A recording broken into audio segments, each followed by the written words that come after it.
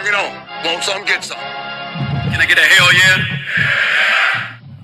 Yes, I am a pirate. You have to go with the Pirates because, of course, they have cannons and everything. It's a pirate's life for me. Be proud of who you are and what you are. You're a pirate. It is a first down. Pirates. Because when you're at East Carolina, you go for it every time. Or you don't coach at East Carolina, you don't come to East Carolina, you don't play at East Carolina with a weak heart. Write it. I think I've ever been in a building as loud as that was. It was deafening in there. We will get to Omaha. I can promise you that. And it's purple all night long in Eastern North Carolina. You're watching The Sports Objective, the podcast for Pirates.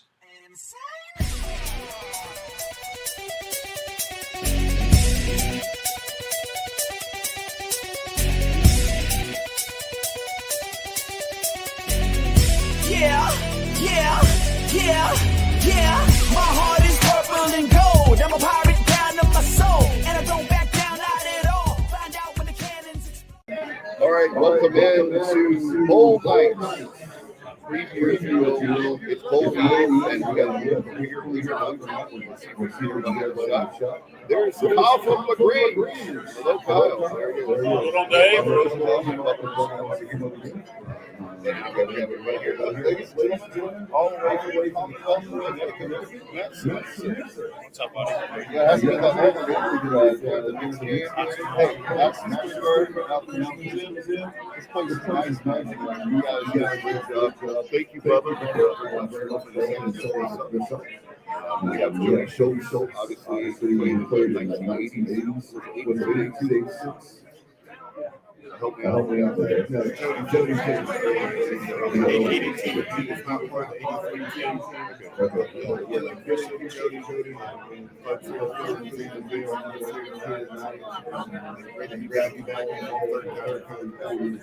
No doubt, guys.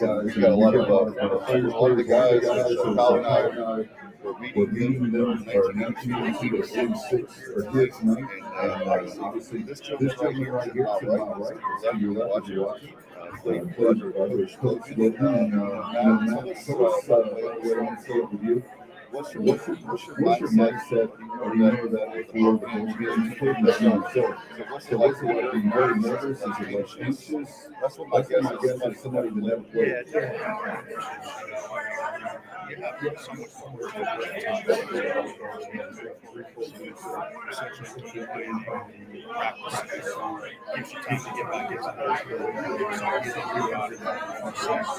I think at this point,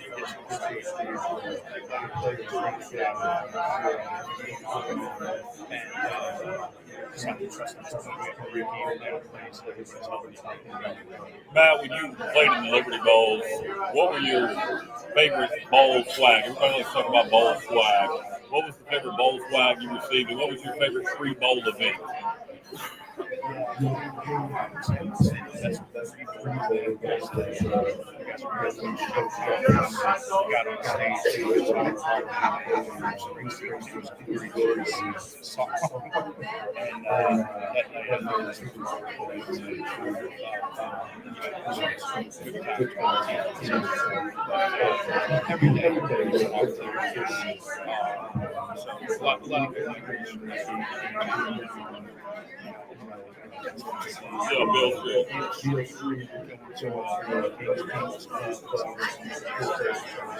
Now, did you say Connors played glory days? I knew Logan played the blues guitar.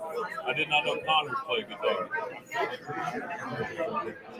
Well, maybe we could get Logan and Connors together and they can do dueling banjos now.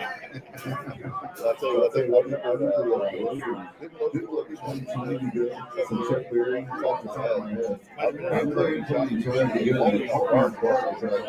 that's the first time I know you willing to talk to you guys that good. And this is really I couldn't for I knew Logan being in love with the blues. I knew he played guitar. I had no idea what song he played. But great memories. You don't have the memories Matt have playing in the ball games, but the Liberty Bowl, the Peach Bowl, the GalleryFurniture.com Bowl, and more recently the Birmingham Bowl, the winner of Coastal Carolina, and now, the Military Bowl. We played in it in the past, Matt. Of course, we lost to Maryland. The last time we played the Military Bowl, it didn't get played. Boston College pulled out, but tomorrow we get a chance to look back. From a standpoint of it, just you're not from here in North Carolina, but you played here. So from an emotional standpoint, what does playing each day in a ball game you think means to the players who are playing another team? I would think it means more,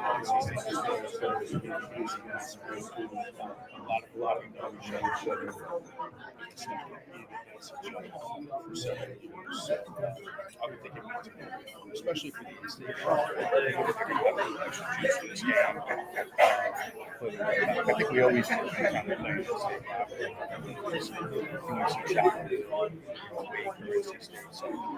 I think it does mean I feel good about it. What if you guys, obviously I'm cautiously optimistic. I feel like that the one thing that, when you hear about, I've heard a lot of Pirate fans say we've lost people. Well, they have too. I'm not trying to minimize them, that they're not a good team. They are a good football team. But guess what? I do believe we are. I think that, looking back, not to bring up a sore subject, but October 20th, if you told me that all four of us would be here, it would probably because we decided to take a family vacation together and not because we were building. But on October 20th, at Penn Station, I was at Penn Station when my home was blowing up. You guys were like, all these people, friends of mine, my mom, my dad, they're like, Coach Houston is fired. And I'm like, wow, I kind of expected it, but if you told me that then, we'd be here now. And by the way, I just want to give a shout out. Let me tell you something. Our hotel is like nothing but Pirates. I haven't seen one state. I saw exactly one. One in the Hampton Inn. Okay. They're probably all staying at the Super 8. Probably in maybe Motel 6. Here we go. So. I'm trying to keep it classy.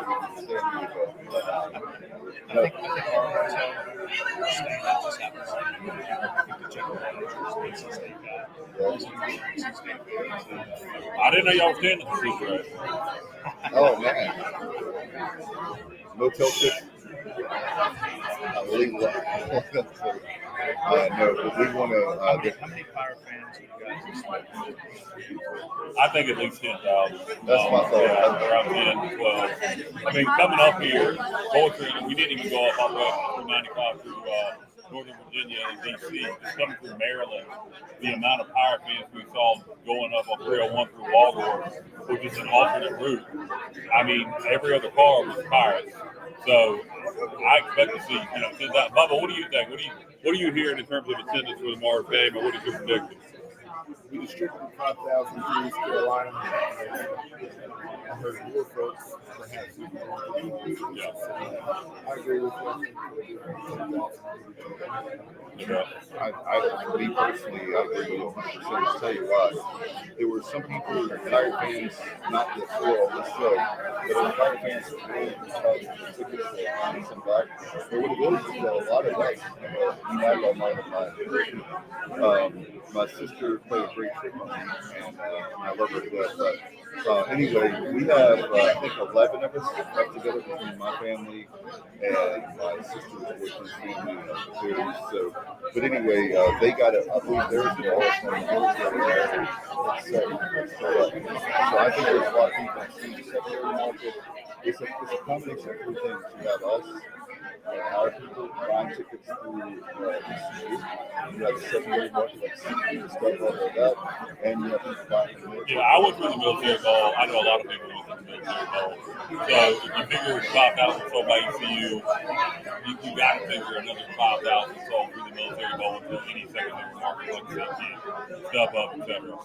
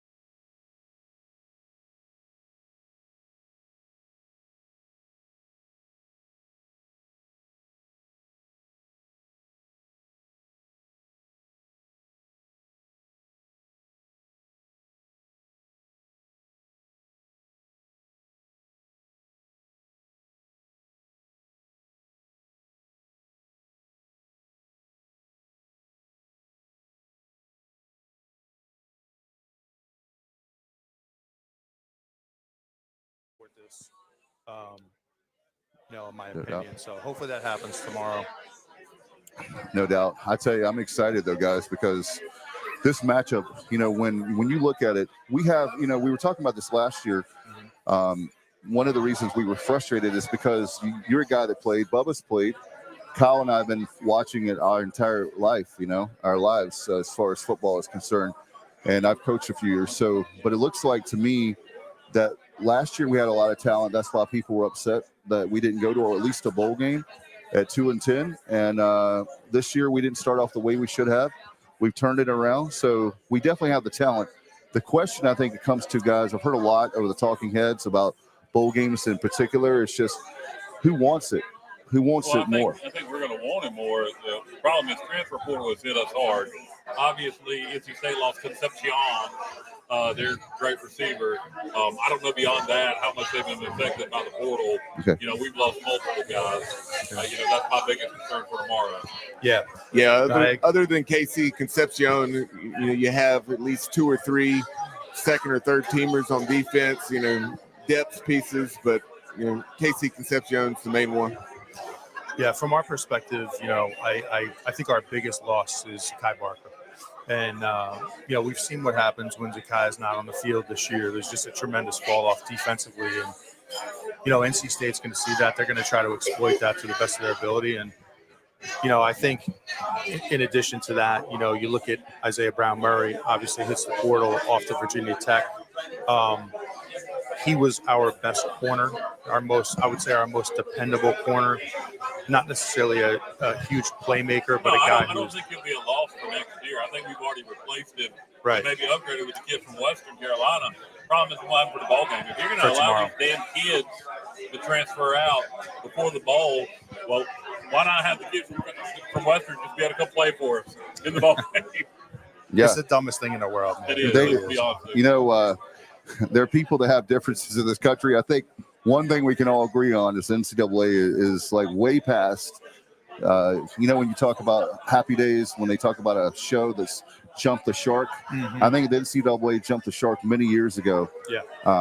Hey, and another thing, if you're having a bad day, just remember the NCAA, they lost 9-0 on NIL. The Supreme Court, a divided Supreme Court, did 9-0 on NIL. So, that never happens to have a 9-0 case like that. Yeah, well, NIL has got to be brought in. I'm glad NIL's here. I think players deserve to be paid, but it is out of hand. And I think we can all agree on that. You got to write it in. Bubba, speaking of NIL, we're in Annapolis, Maryland, obviously, for the Military Bowl. The academies don't receive any NIL, yet the midshipmen beat out Oklahoma today. You got to watch some of that game as we're in Annapolis. Talk a little bit about the midshipmen beating Oklahoma today.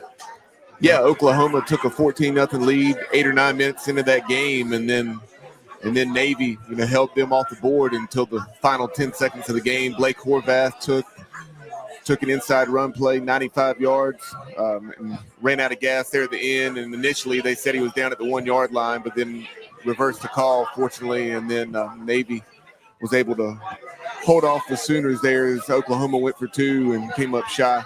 They were able to get pressure on that. And that Oklahoma quarterback's name is escaping me at the moment, but they got the sack when they needed it. Yeah, so you look at us losing our last regular season game to Navy, and everybody was really upset. And, of course, they didn't have Horvath for that game, but they followed that up with a win over a top 25 Army and then beat Oklahoma. And, look, you can say Oklahoma ain't what Oklahoma normally is. They're still freaking Oklahoma. And to me, that comes down a lot to who wanted it more. And Navy obviously wanted that game more than Oklahoma, which in bowl games lots of times is what makes the difference. Pretty much outside of a couple, 2 or 3 bowl games, at least through that Navy game, I'm not sure these last couple this afternoon, but the majority of the bowl games have been very close. You had 3 or 4 in a row that went into overtimes. You had a 6 or 7 overtime game, and then a 5 overtime game. A lot of excellent football. Yeah, 5 overtimes. At least entertaining games. It's not excellent football. 5 overtimes in the Hawaii Bowl for South Florida, and then 6 overtimes just there for Toledo beating Pitt in the Motor City Bowl. So will there be overtime tomorrow for the military Bowl? time will tell. But that would be another classic finish for East Carolina, NC State. Overtime or not, hopefully we come out on the right side. No doubt about it. And I'll tell you what, when you have that's one of the things. I want to get your opinion on this, guys. One of the things, a man on the street question, I heard again, I'm in the elevator with a Pirate fan. He said, really nice to meet you guys. He said, I just hate the fact that we're having to come all the way to Maryland to see East Carolina and NC State to play. So what do you? Yeah. Well, go ahead, Matt. I mean, I hear what he's saying, but we'll have our opportunity next year to see ECU, NC State in the state of North Carolina. And 28 as well. In bowl games, this is just how it goes. You don't always get to choose the location. But I got to say, this is a cool location. Annapolis, I'm excited about it. I'm looking forward to tomorrow. Looking forward to getting on Navy's campus, doing a little tour. If you guys are up for that. Yeah. I want to check it out. And, well, look, man, I want to go. There's a place in Annapolis called Chicken Roots, and they got a 3-pound corned beef Reuben and a 6-pound milkshake challenge. So you want to do it? Can we do it on Sunday? No, we're gonna do it. We're gonna do the 6-pound milkshake challenge on Saturday, and then we're gonna see who can shit the most at the game. I was gonna say, Bubba and I will be there, so we can call the rescue squad for either one of you. No, seriously, Bubba, would you think that eating that much, you would have to take a nap before the game? I mean, the game's not until 5:45. A nap is not what I'd be worried about. Okay. I'd be worried about having to take something else. No desire to eat that. I like Reubens, though. I do like Reubens. That would be brutal. That's one of my favorite sandwiches. I'll eat the Reuben. I just want to eat the challenge. The 6-pound milkshake sounds nearly impossible. I don't know how you could physically that much dairy in an hour. It seems like you would throw it up. Yeah. Everybody is sitting here eating. I don't even know if they can hear us anymore. It seems like, and I bet you they have it too sweet too. They have it. It's probably really, really sweet because the sweet it is. Like I just can't have like that much sugar. Like sweet tea. Yeah. I'm a huge fan of sweet tea, as you guys know. But I sometimes if I go to certain places, I have to do like half and half. Did you ever watch Man vs. Food with your cousin Adam Richmond? I love that. Well, he did that challenge. It did not finish it. That's one of the ones he could not finish. Wow. And I love that. That is a cool show. I love that show. We're here. Speaking of cool, Bubba, again, we're so excited. Thank you for your help behind the scenes with Jody, getting things lined up. It's kind of like a reunion here, former Pirates. And in fact, Joe, what was Joe's last name from the 86 team? Don't ask me people's names. He played here for a moment. He asked for Semenza. 83 to 87. He asked for you. He's from Jersey. Oh, okay. He will try to see if we can get him on. But he asked about you and said, "Is Semenza coming?" Jersey guys represent. I'm telling you, man. But no, we really appreciate Jody Schulz, and this is a well-established restaurant that's been here for decades. Very, very reputable and very kind to have us out here tonight. 75 people or so in this room. The room's packed. Guys like Chew Justice, Tom Earnhardt, Johnny Gardner, a lot of familiar faces. Axel, who normally chimes in. Axel came up and introduced himself here just a moment ago. She said if I can lean in, they'll be able to see me better. I don't know if that'll help the ratings or hurt the ratings. Let me see if I can move over. I wanted to tell you guys I had a. Jessica, the first lady of the Sports Objective, is going to get Joe, who played for Ed Emory and Art Baker, and so we're going to hand. Do we have an extra hit set, or somebody going to hand off? I can just hand off if we have to. Okay. He's Pirate royalty. I mean, and to have the two of y'all sit together and banner, that'll probably make my night. Jersey. I'm certainly not royalty, but I'm a Jersey guy, so I'll take that. It's like the pipeline. This is another thing I want to talk about. You, Scott Harley, with Joe here over the years, we've had a lot of. I talk about this. I think that it's a diamond in the rough. I hate to use that term, but as far as there's a lot of great Jersey players that are getting missed out on. We need to build that pipeline because we've had success after success after success with Jersey players. Yeah, there's no doubt. I think it's a little more challenging now than it used to be because Rutgers is in the Big Ten and they're gobbling up more players. Back in the day, they weren't very good. Yeah. But you're absolutely right. There's a lot of good players from that area you can try to get. Speaking of former players, Scott, I wanted to share this story. I thought this was pretty cool. It took me 8 hours to get here today. I'm sitting in traffic. I had Sirius radio on, and I'm looking for games. I put on the Vandy the Vandy versus Georgia Tech game, and I hear this voice calling the game. I'm like, wait a second, I know that voice.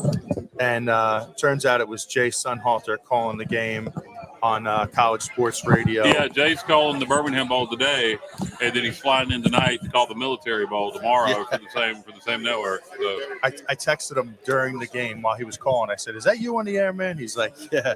So he's flying in right after that game. Yep. But man, he did a great job. So you talk about alumni doing good things. I mean, Jay's really good on the air.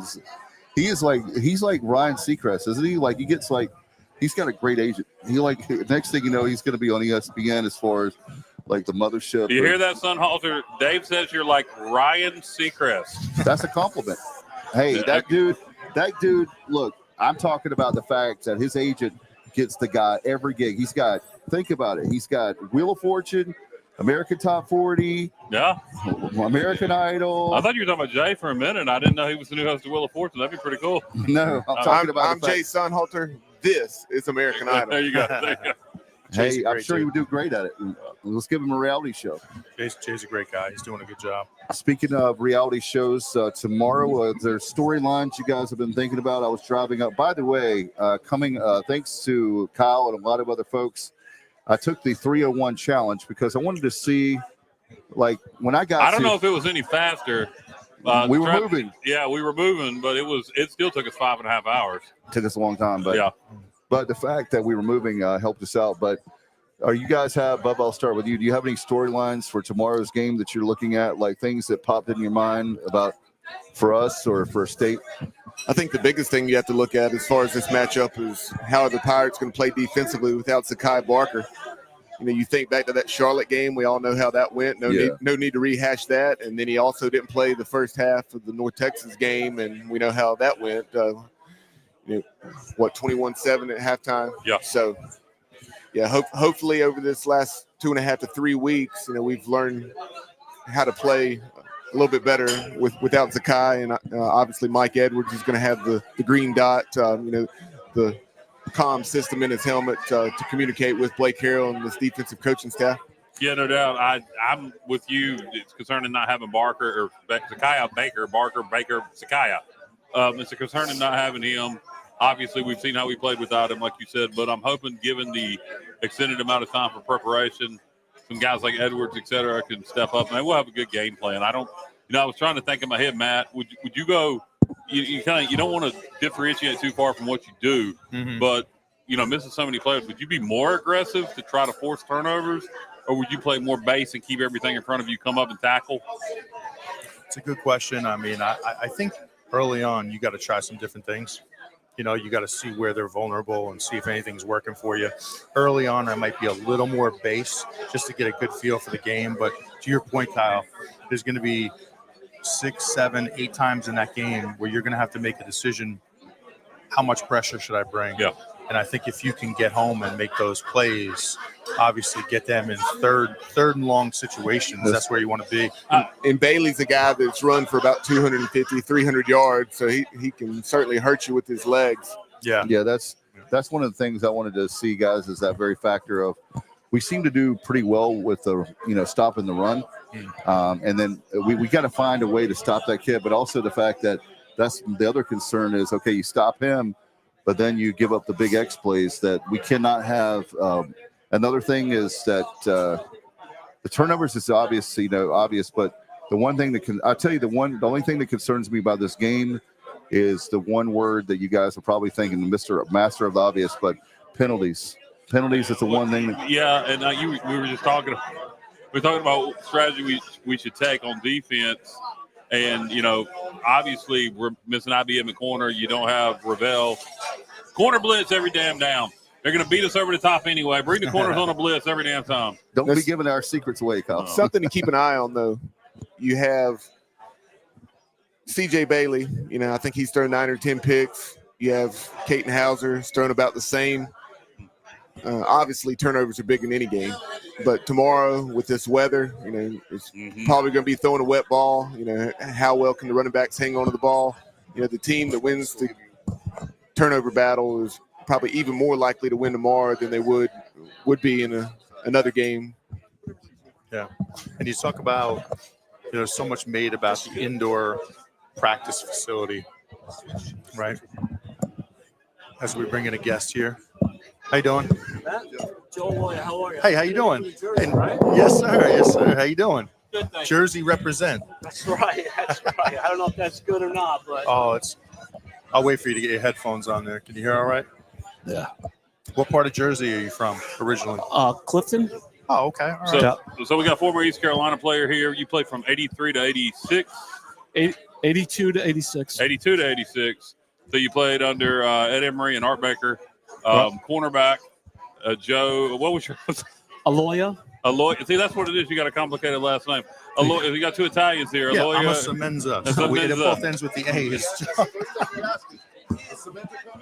But well, we New Jersey people tend to kind of look out for each other, especially when they're Italians, right? There you go. Yeah. There you go. Yeah. So Joe, you were recruited by Ed Emory to play here. So how did you end up from New Jersey to East Carolina? What was that recruiting process like for you? So I went to high school in Clifton, New Jersey, and we're a 5A group program.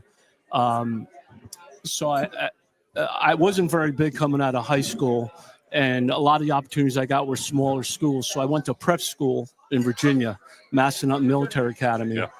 And then one of the coaches from East Carolina came up to Massanutten and said, "Hey, we'd like for you to come down for a trip." I said to him, "Is East Carolina in North Carolina or South Carolina?" Heard that before. Yeah. Sounds familiar. So I came down there. It's the best decision I ever made in my life.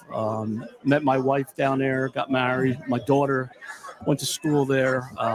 Is your family right here? Yep. Okay, nice. We go down. We go down as much as we can. We own season tickets, and it's been a godsend. I've got friends that I talk to every day. We got a group chat about 7 of us that played together, that we talk. Jeff Heath and some of the older guys, familiar with, that we speak to all the time. So you were on the 83 team, right? Right. 82, got there in 82, got redshirted. 83, I got hurt, and okay. So you didn't play 83. You were injured. Right. 84 to 86 is when I played. Okay. Yeah. But Kyle, while we're on that 83 team, if you would, Joe, you just obviously that team, had something like 13 or 14 guys go to the NFL. Oh. So if you would, talk about guys that were your teammates, Ernest Binders and Norwood Vans and so forth. Well, I'll tell you this. A lot of people don't know this. For my 5 years at East Carolina, every fullback played in the NFL. From Ernest Binder, Reggie Branch, Tim James, Anthony Simpson was a New York guy, and then there was another one behind him. So we were stacked. And when I hear today about some of these kids having 2 days and 3 days, how tough it was, we had 4 days. Yeah, we went 4 days. And one of our practices at the fourth day was called this Pirate Run, which was 1000s, 880s, 660s, 440s, 220s for time. And when you missed, you went back and lined up again, and you did it again. But we all did it, it was just something that we had to do. But did you guys lift weights in that old warehouse? So I heard stories about this, that in that warehouse there was no AC. Tell me if this is true. No AC. In the summer, it was like 110 degrees in that place, and old school workouts. Is that true? It was unbelievable. We stayed in Belk, and we had to run down to the Coca-Cola building. All right. And when we got down there, that was our weight room. It was so hot and humid. When you did squats, the plates would roll off. That's how hot it was. But again, it was something that was ingrained in us that we had to do. We all took 12 credits in order to be eligible for the season. And then in the summer, you'd come back and take additional credits. So that way you didn't have to have, load up during the season. It was brutal.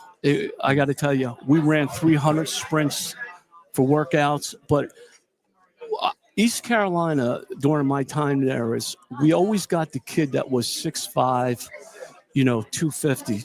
230 and work themselves up. But you look at some of the kids that we played with, you talked about 13 guys. Yeah. Those were the there was so many. The talent was phenomenal that we had. I mean, Henry Williams, you know, he didn't even play in the NFL, but was a CFL legend. Right. And I don't know if you know, he's since got his number retired and is in the Hall of Fame in Canada. Yeah, he's a legend up there. But when you look at some of the talent that we had on that team, the backup to the backup to the backup was phenomenal. Like you look at we had guys like Steve Hamilton, who was a second rounder with the Washington Redskins. He came to East Carolina, 225, and he left at 300. Fast, strong, big. But one thing about us is that everybody worked together. Everybody stayed together. But again, we didn't have cell phones, right? We had one phone in our suite. Right. And that was basically because that was the person that had money to pay for the phone. Other than that, we had no phones. I mean, but you guys didn't have NIL deals back then? We were just getting into the NIL right now. Some players had quiet NIL deals, I'm sure. You know what? I'll tell you this. We're really lucky there was no cell phones back then. Yeah, no doubt. We'll just leave it at that. Mm-hmm. There's some wild stories. But what was downtown like during that period in the early 80s, early to mid 80s? Well, the Elbow Room was a big place, right? Oh, yeah, what a great place. And, you know, it's funny. We were not allowed to be downtown, down at the Elbow Room. So every time we would go down there, the older guys would come down and tell us, you got to get out, or they would always protect us. Yeah. And it was amazing. Now, why were you allowed to be in the Elbow Room? Just because chance of fights or what? Well, but Kirby was the guy who ran the Elbow Room, so he kind of protected us down there when he knew coaches would come down or GAs were coming down. You know, the big attractant for us, East Carolina, is it was 6-2 girls to guys. Exactly. It was, but the every time we turned around, there was people from NC State, there was people from Carolina, there was people from Duke.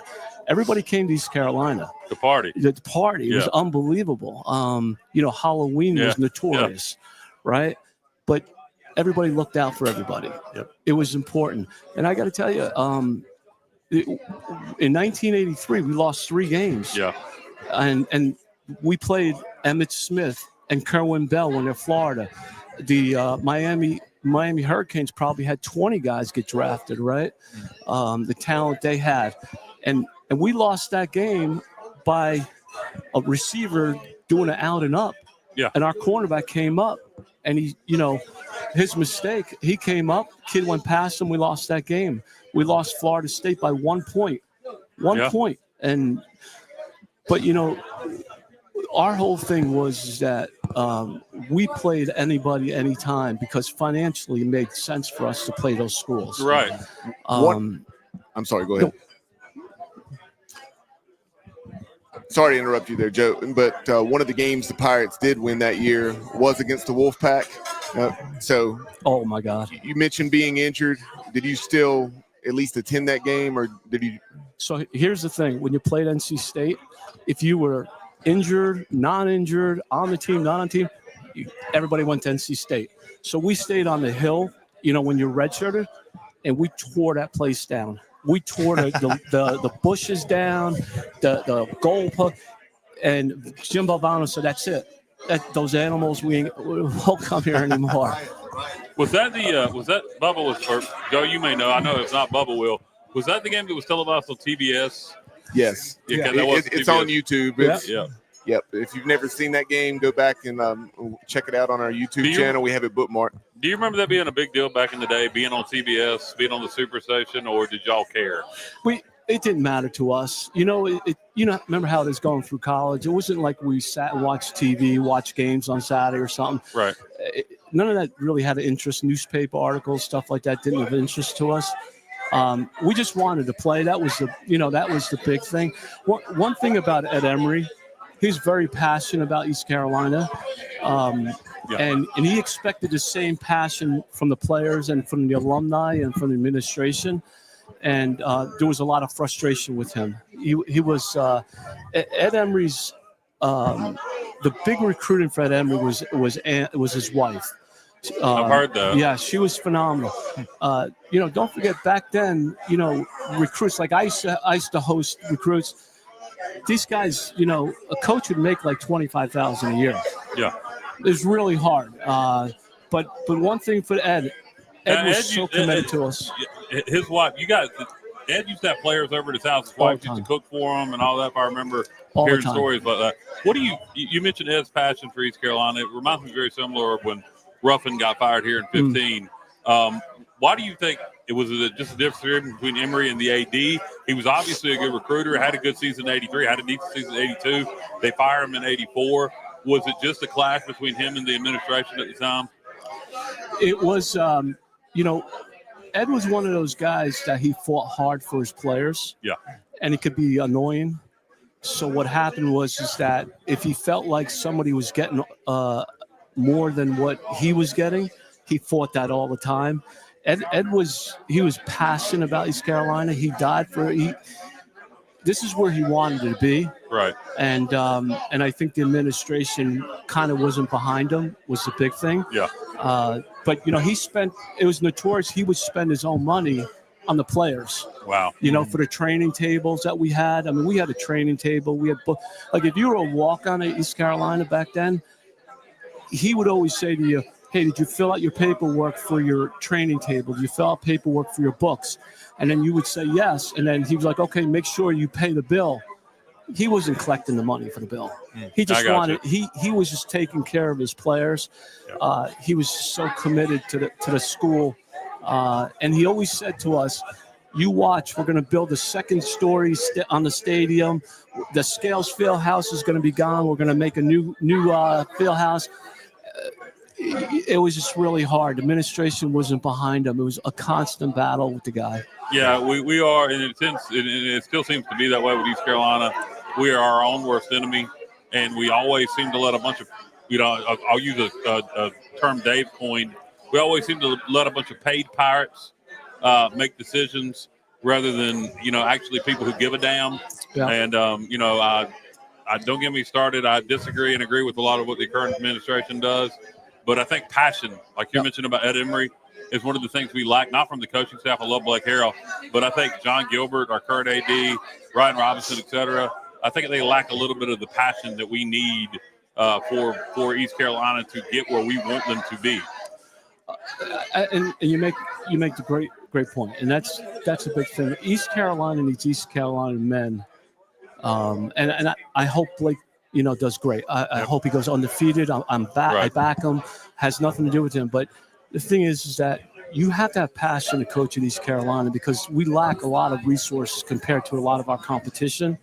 So you got to, if you don't have the passion and the drive, we're always going to fall behind. And that was a problem. If you look past the Ed Emory era, after that, I know the 91 was a big year and people are pushing 91, but we've gotten so many peaks and valleys at this point. There's so many people that have given up.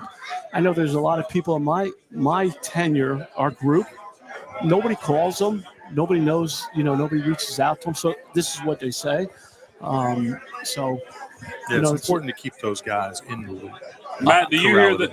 Do you hear that from your teammates from the '90s that Pirate Club, et cetera, the athletic administration doesn't really reach out? I have heard that before. I've just kind of inserted myself. Yeah. Because I love the university so much. Right. And I'm so, like you talk about passion a lot. I'm very passionate about the university, very similar experience to you, and just want the best for this program. So I have heard that from different people, but I just try to keep myself involved and insert myself, and, whatever happens, happens. But I want to ask you this. What are you looking at tomorrow's game? How do you envision this game going tomorrow? Any keys to this one? And could you play corner tomorrow? We're kind of thin there with IBM transferring. Corner? Here's the thing. I think we're going to – first, I think we'll win, obviously. I think we want to play more than they want to play us. I think that's a big issue right there. I think there's a lot of guys that feel like they missed the boat the last couple of years when we should have played them, in the Military Bowl. Right. I think I think we're primed for a. I don't want to say it's an upset because it's really not an upset if we beat NC State. We have good kids in the program. We have a good program. It's just we gotta, it's time that we show it instead of constantly talking about it. East Carolina's always been a program that they always want to. You have to show before they don't want to build anymore. I think we've got to get to the point where we've got to be, we've got to work harder and get more people involved to show people that we're more committed than what we actually are. And I think building, you mean build as in literally building, expanding, building infrastructure. I think now that's what wastes the money. I think really where the money, as much as we all hate it, has to go is in the players' hands. I think building nicer stadiums or indoor practice facilities, which the money's been raised for, so it's going to get built. Nobody gives a damn. The players now only care about one thing, and that's money.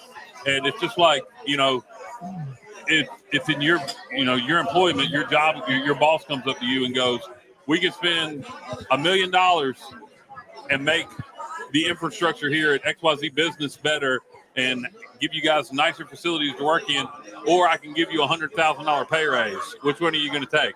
Well, anybody's going to take that pay raise. It's the same for the players.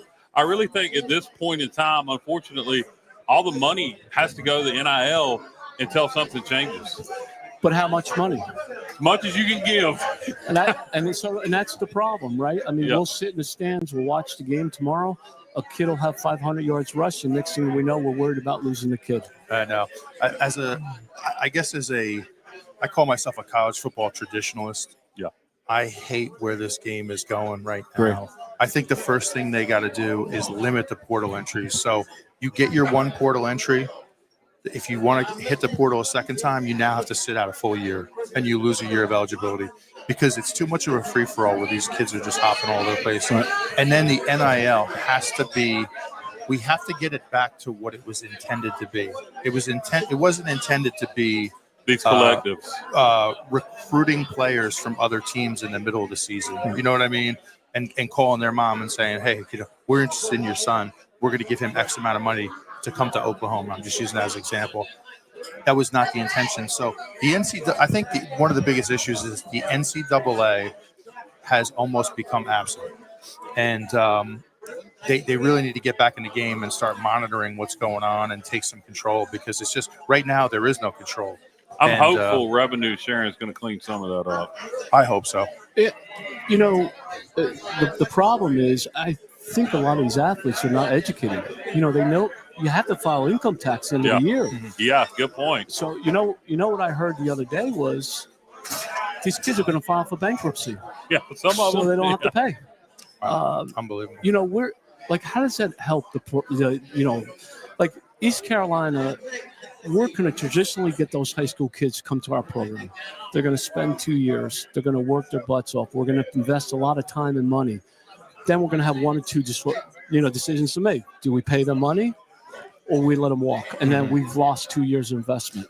And a perfect example of what you just said, and we're going to feel this loss tomorrow, is Zakai Barker. And he's a perfect example of a homegrown talent that we brought into this program. We gave him an opportunity. He played very well. We offered him $100,000 after the season this year to stay, but who knows why? If it was SMU probably offered him $300,000, probably, and it's just an arms race at this point. But to your point, how do you keep those guys in the system now? Because that's what East Carolina was. It was finding the diamonds in the rough, developing them.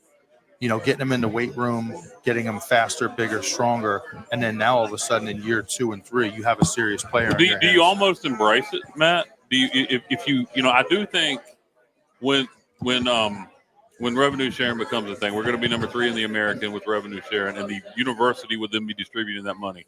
Mm-hmm. But still, we're never going to have the revenue that NC State or Alabama has. But do you almost embrace it? Do you almost tell a kid, hey, come here, we're going to get your ass ready so you can go make $1 million at Alabama? You almost take that recruiting approach where you embrace it. That if you go to NC State, we're going to get you ready to go make $100,000, or we'll give you $100,000, but $1 million. Do you almost tell a 5-star high school player that? I think with a guy like Yannick Smith, you might do that. Yeah. Because he's such an exceptional talent. and I hate to say it, it kills me to say it because you want to keep him in your program, but in this modern day, it's like, is it realistic? But my message to Yannick Smith would be, look, stay in this program for another year. You're going to have 60 catches. Maybe we'll get you to 1,000 yards and 10 touchdowns. And guess what? Next year, your agent's going to be negotiating $1 million deals. No. So to your point, I mean, I hate to say it, but that's kind of where it's going, or at least where it's at right now. Yeah.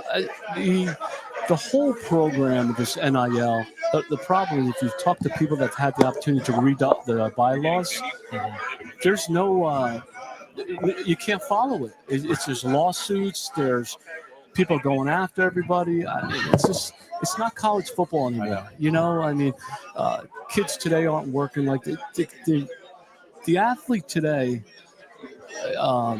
They just got too much going on. There's too much. You know, there's NIL, there's the academics, there's the weight room. There's just too much for these kids today. I mean, when is it going to end? Yeah, exactly. That's the problem. That's the problem you're having. When we played, getting a scholarship was like the biggest thing in the world. My God, I got a scholarship. I'm representing the school. You know, today it doesn't happen anymore. I know. I think if it doesn't dramatically change with revenue sharing, and I do think it's going to. I think these collectives are going to be reeled in. And I'm not anti our collective. I want to be clear on that. I'm anti collective, period. I'm a member of Team Boneyard, our collective. But if we continue on this trajectory, at what point do you just say, all right, screw scholarships, revenue sharing? You're an employee of the university. You don't even have to go to class. You work here. We're going to sign you to a 2-year contract. You're an employee for the next 2 years. And when it's up, you can do whatever the hell you want to. I mean, we might as well do that at this point if they're not going to reel it in. Now, I do think it's going to get reeled in, but if you don't, then why not just embrace, just be it what it is? You're an employee. You're right. But then if I'm an employee, I get to leave whenever I want. Now, if you're on a contract, you got to buy that contract out. I mean, they leave whenever they want already now. This is a rabbit hole. I mean, you could just keep going down this thing. Yeah. The key to me has got to be contracts. They've got to have a 2-year commitment if you're giving them money. Right. Where are you living now? I'm living in North Brunswick. Oh, okay. Yep. Right by Rutgers? Yep. All right. Live outside of Rutgers. And you know, and Rutgers have the same situation as East Carolina. You know, financially, they're trying to keep up with Ohio State, Michigan's. It's just impossible. You can't keep up with those schools. And that's the problem, like with East Carolina, is the amount of investment we're doing in facilities, we're just trying to catch up. And, you know, I know a lot of people like, well, we don't need indoor facility. But we do need an indoor facility. Right. We definitely do. You know, and if you look at the weight room, I mean, we need a better weight room. We need a better this and better that. The problem is that how much do you invest there and how much do you invest here? And that's the other problem. Yeah. I think now that we have this indoor practice facility fully funded, I think now we can completely turn our attention more to NIL. But it was a necessary thing that we had to have. We were just 10 years late to the game. You know what I'm saying? But is your dinner ready? Because we don't want to hold you up forever. I'm good. Man. I'm good. All right. But thank you again. Yeah. I appreciate it. Appreciate you. One final thing as we circle back to Ed Emory, your head coach for the beginning of your East Carolina career. You know, Big Ed, and we've heard so many stories about him down through the years. You know, I think it's back, I don't know if it's during his playing days or during his time as coach. You'd hear the stories about him wrestling a bear. Always. So share an Ed Emory story with us before you leave. So the big thing was we did the spring game, and our spring game was notorious. I don't know if you guys are familiar with it or not. Oh, yeah. But one year they brought an elephant, and Ed Emory swore to the zookeeper that the elephant could no way us as players would do a tug of war against the elephant to see who would win. And we did the tug of war with the elephant, and they had a chain tied up, and we had like 50 guys, and the elephant beat us. And Ed went nuts. Went nuts. Ed got on top of the elephant. You know what? Rest his soul. Ed Emory was here too soon. It's unfortunate to say that. He stood up what East Carolina was all about, the passion we were all about. Like I said early when I sat here, I mean, Matt, you're from New Jersey. To get New Jersey or northern people down to school, there was a reason, why we came down here, right? And once we got down here, we found the passion that Ed Emory and a lot of these people have, and you could see it today that the passion is still here, but we've got to continue to talk about it. We've got to continue to be advocates about the program and tell them this is a great place. We've got a great story. I mean, we put a lot of people. We put a lot of people in NFL. We put a lot of doctors out. We do a lot of educators. We do a lot of good things here. I just think sometimes we don't do a good enough job to be advocates on what we do. I'll go to my grave saying East Carolina is the best kept secret on the East Coast. Tremendous. It's a sleeping giant. And if we can ever harness it. I agree. Yeah. So, but hey, man, thanks for really thank you appreciate again. you. Absolutely. We'll see you guys tomorrow. Yeah. All right, Joe. Right. Thank you. Thanks to your family for appreciate it. Yeah. Enjoy your meal. Thanks, guys. All right, man. We'll catch up with you later. Thank you, Joe. Well, I had to take that mic. Hand him what the a headset. great dude, huh? Yeah, great well, dude. we got two Jersey guys, two Kyle former loves players. Jersey. In the house. Kyle loves Jersey. Absolutely. You know what? I got a lot of friends from Jersey. Yeah. You saw what did I send you the picture of? The dessert. Oh, it was like a cannoli or yeah, something the like cannolis, that? the homemade cannolis. That was my friend from Jersey and Philly. Her husband's from Philly. She's from Jersey. They came over Christmas Eve and made homemade cannolis and brought them. So, hey, getting the authentic northeastern Italian experience by way of LaGrange. There you go. Yeah, Italian LaGrange. Yeah. It all. So we're gonna, guys, we're gonna have to order here soon. I'm not gonna leave this place without eating. I'm pretty hungry. So we're gonna go much longer. We put in an order now. We can take turns ordering and then we'll finish it up. Go order and then we'll rotate. In order. Yeah. Yeah, we're having so much fun. By the way, I'm just gonna have Jessica put in my order and then. Okay. Yeah, we'll do that. I got to say, guys, I'm a huge fan of trains. This train, I'm trying really hard to concentrate with you guys and listen about football.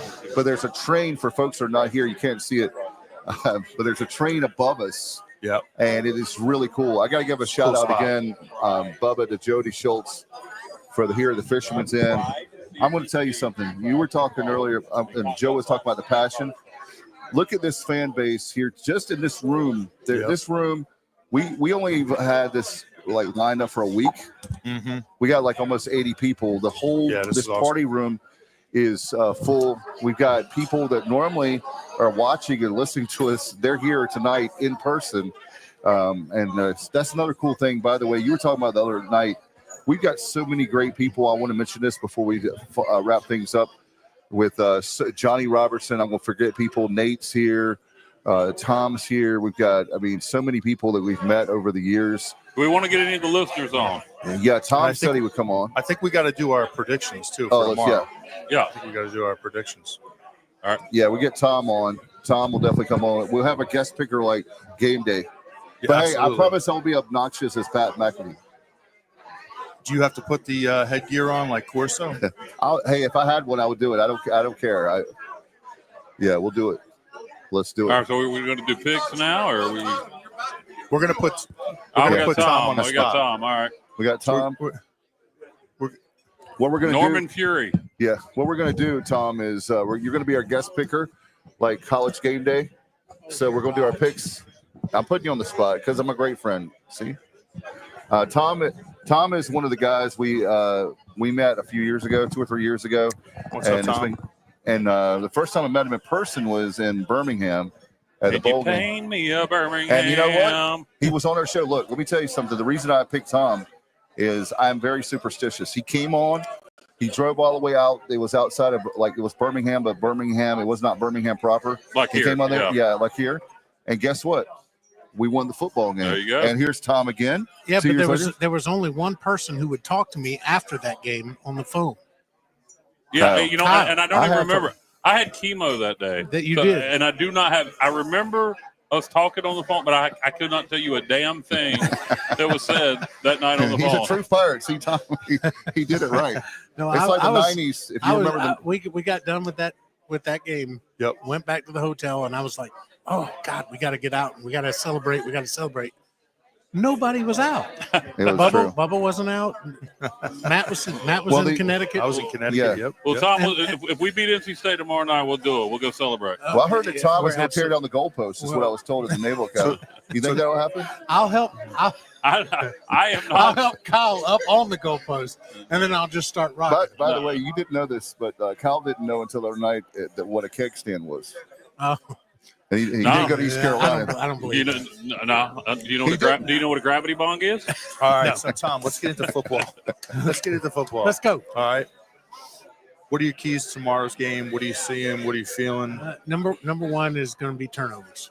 All right. If we don't turn the ball over, I think we win this game. Okay. We got to. Something's got to happen in the middle of the field, in the middle of the defense. You know what I'm talking about. But Zakai Barker changed the game when he came back in. We've got to find, and I'm assuming that we've got somebody already plugged in there. And I don't know who the green dot is. Mike Edwards. It's Mike Edwards. Okay. We've got to have somebody in that middle. Jeff Carr says he was the best in the middle, but there's a guy sitting two people over from me that says different. I'm going to stay out of this. I got to tell my buddy Mark Libiano. Jeff said that. I bet you Libs is listening right now. Oh, he is. I love that guy. There've been a lot of good ones, man. Robert Jones might have something to say about that. Robert Jones can say whatever he wants. I don't want to hear it. So, I mean, if you think back to the Navy game, we had ample opportunities. Yeah. We had tons of opportunities offensively, and we squandered them. Amen. Penalties. I think the Wolfpack is depleted. They really don't have a lot of guys back. I think the attrition on them now starters. I think they're only down one significant one on offense. Concepcion. Yeah. But I think we're in good shape. And then, as Matt can tell you, at ECU, you're playing the Wolfpack. Roll the ball out there. There's no pregame speech. There's none of that. Just let's go get them. I mean, here's my thing: if you're an East Carolina player, you should be getting up number one for every game, because you're putting on the purple and gold, number one, and you're a competitor, right? Like this guy here to my right, and Bubba's a huge competitor too. But I mean, if you come into East Carolina, you should know that you're going to, be playing. And it doesn't matter if they have a $500 million athletic budget or a $5. I mean, we are going to play you, and we'll come to your place like this gentleman to my right.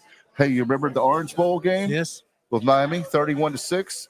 I mean, hey, at NC State at 96 found out about you guys. Yeah. I mean, I was fortunate to be part of some great teams with some amazing players. And but the thing, to your point, is like for any bowl game, right? Any bowl game, a lot of times it comes down to who wants to be there the most. Like a lot of guys want to just go home for the holidays. They had a long season, the hell with it. We didn't accomplish our goals. Maybe we didn't win the conference championship. Let's go home for the holidays. A lot of guys pack it in. Who wants to be there the most? That means a lot in bowl games. And then you throw in, obviously, here, the in-state rivalry and whatnot. Yeah. It adds a little more juice to the game. So, all right, we're going to pick. You're the first picker. You going with the Pirates or the Wolfpack? I'm going to go with the Pirates. Okay. What's the score? I'm going to keep it close, about 33-29. 33-29? I like it. I'm going to Kyle. I don't know why. My brain says it's going to be close. I don't have any reason for this score, but it just popped in my head. So to hell with it. I have no basis for this, but my brain just keeps saying East Carolina 34, NC State 14. Wow. Okay, I like that. And I have no basis for that. I like it. I'll take it. Hey, can we get signed on that? Speaking of contract, can we get that in writing? Yeah. It's documented in audio. Okay, there we go. Kyle has a knack for this kind of stuff. I got to tell you, like Jimmy the Greek back in the day. There've been a bunch of times where Kyle said stuff like this, and I'm like, dude, you out of your damn mind. And then the next day, I got to eat crow and call and be like, you were right. And so, all right. So I like it, Kyle. I have nothing to base it on. It's just the score that comes to mind, so I will with it. All right. I've been buying some time for Sabinza, and then I'll give mine, and then I'm going to give my headset to Bubba. I think there's going to be a lot of points. And I think tomorrow's going to be, the Yannick Smith. If he hasn't had his coming out party yet, it's going to be tomorrow. I imagine another Smith would like to have Anthony a big day Smith. tomorrow. Anthony Former Smith. Wolfpacker. Hell yeah, yes. that's what Yep. I wanted. You read my mind. Go ahead. Yeah. So I think what you're going to see is John David Baker. Like, we have nothing to lose in this game. Right. He's going to air it out. Like, there's not going to be any conservative play calling. If it's 4th and 1, we're going to go for it. I wouldn't be shocked if we saw a fake punt, maybe a fake field goal. You're going to see sort of a no-holds-barred approach. So I expect points. I expect fireworks on offense. I think our receivers are going to have a big day. I don't know where I'm going with this, but I'll say 38-32 Pirates. Well, you're reading my mind. We're almost close to the score.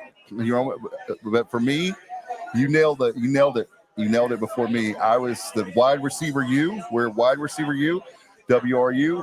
I was thinking about Anthony Smith, and you said Yannick Smith, but I was thinking Anthony Smith. Yep. The law firm of Smith. Yep. Smith and Smith. They're going to have a huge. Let me tell you something. They're going to have a huge day. I don't want to hear this mess about, when it comes to East Carolina, NC State, and Tom knows we went there. I'm telling you, throw the record books out. And let me tell you something else. I haven't heard anybody talk about it, but if East Carolina wins tomorrow, NC State has a losing season. They'll be 6-7. I'm telling you right now, I'm going Pirates 38 and our Wolfpack friends 35. It's going to be a tight game. It's going to be a shootout, but I really believe that it could come down. It could come down to a last-second field goal. Think about where we are. We're at Navy. Yeah, remember the Navy game? We have all these high scores predicted, and I picked us to score 34. But if the rain comes and it stays, all our scores could be null and void. That's true. Because you could be looking at a 17-14 slugfest. Mm-hmm. I don't care. If we win by 1 point, we beat the Wolfpack. So, I mean, I don't have to. The great thing about our show is we can be homers, and it's okay. Hey, I do want to share one little thing with you. A couple weeks ago, I got the privilege to host Bobby Purcell, former Wolfpack Club director. Yeah. Now he's the special assistant to the AD at NC State. I hosted him at Fort Liberty for a day. Wow. And we let him go out and see a jump. We took him all over the place.